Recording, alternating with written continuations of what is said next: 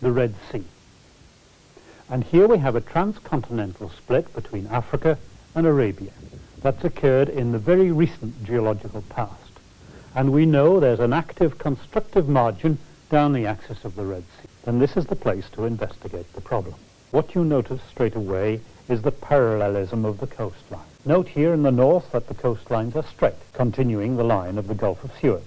And then they start to zigzag, but together. Obviously, there's been a lot of transcurrent movement here in the Gulf of Aqaba, and we have problems of overlap here in the north, and even more so down here in the south. Geophysically, it is a typical piece of continental plate with some 35 kilometers of sealic crust. The crust, which we often call the basement, is not particularly old.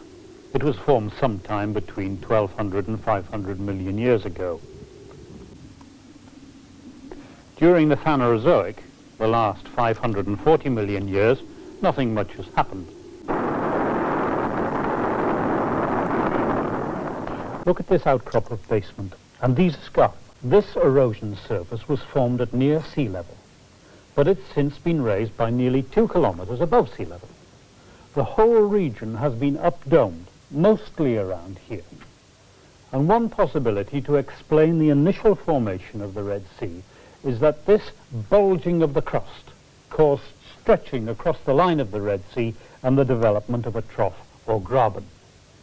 Or perhaps the two plates moved apart before the uplift happened.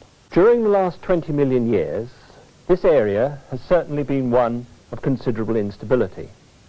But prior to that, for 500 million years, this was a very stable area. During that period of stability, terrestrial sediments were deposited over the whole of